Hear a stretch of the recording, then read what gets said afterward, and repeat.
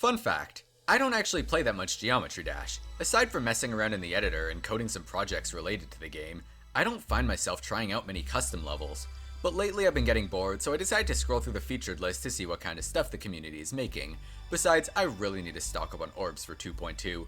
And that's when I noticed that, while the levels usually have really nice looking visuals, the gameplay can be pretty annoying at times. Obviously every level is going to play differently, but there's a handful of recurring issues I see in pretty much every level I try. One of the most notable rules for good game design is that every mistake should feel like it's your own fault. If it takes 100 attempts to beat a level because the gameplay was super buggy, chances are people are only going to have negative things to say about it. This video is going to focus less on bad gameplay like poor sync or UFO spam, and more on things that are genuinely unfair to the player. In my opinion, gameplay should always be prioritized over decoration, and creators should strive to make their level as fair and sight-readable as possible. So without further ado, here are 10 extremely simple ways to make your level less annoying. In case you haven't spent much time in the editor, S-blocks are invisible objects that cut off the effect of a dash orb when you touch them. They're generally used as a way to stop the player from cheesing levels or just holding down for longer than they're supposed to. However, the main problem with these blocks is that they're completely invisible. If you're going to use S-blocks in your level, be sure to give a clear indication of where exactly they're placed. While a basic decoration or arrow is usually enough to get the point across, I recommend following what Fingerdash did and place a small gravity portal. Alternatively, you can go with the much better method of not using S-blocks at all.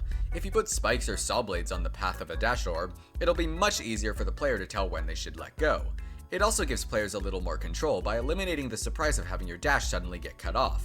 My rule of thumb is to leave the player in charge of releasing the dash and only use S-blocks as a failsafe in case they manage to pass the point where they should have let go. If you play easier levels frequently, you've probably noticed that a lot of creators really like placing invisible blocks that correct the player's mistakes and put them back on the right path. While this is a nice way to reduce the stress of an easy level, the big problem is that the objects are, well, invisible. And that means that the blocks are most likely going to interfere with where the player was expecting to go. This really bothers me because the creator's essentially hiding major parts of the level and blurring the line between visible gameplay versus what's actually there.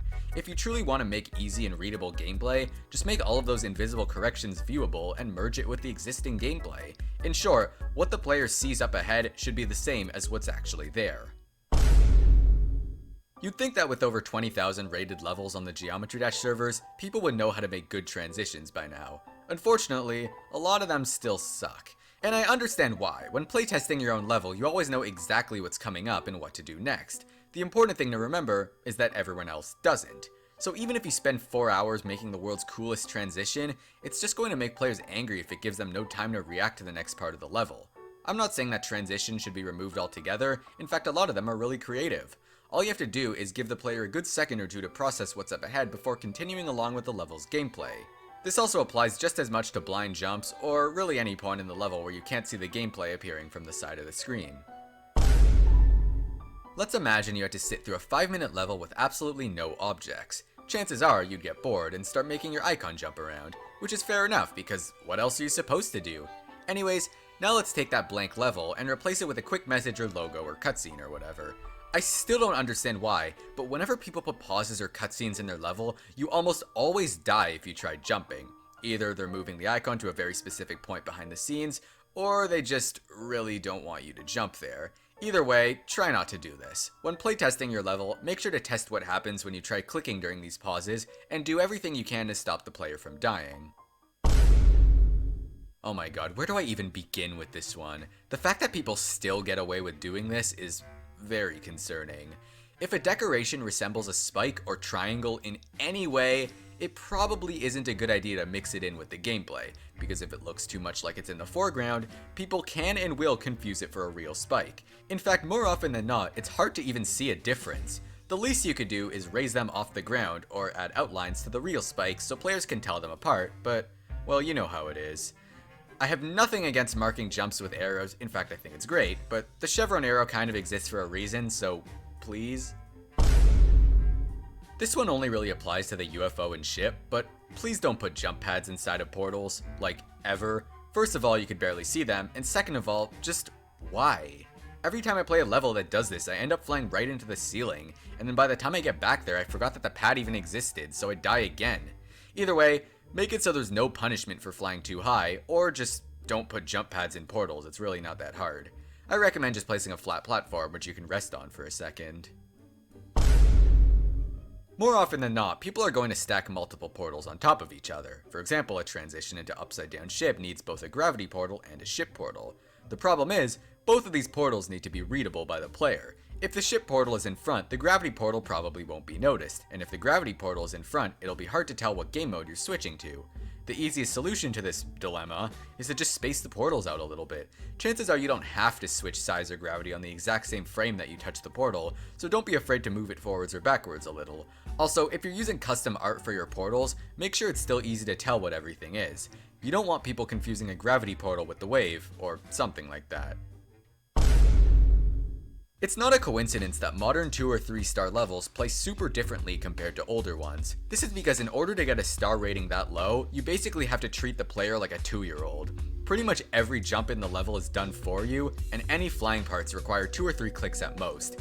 I don't have too much to say about this one other than please stop babying the player. If the level truly was easy, then players would already know where to go, so you wouldn't have to carry them through the entire thing. Chances are, you already know what I'm going to say for this one, so yeah, make sure your moving objects are predictable. Well, obviously, it's nice to have surprises and such, but the number one rule is to make sure any moving objects don't interfere with what the player thinks is coming up ahead. And if it does, put some sort of visual indicator so it's easy to tell where you're supposed to go.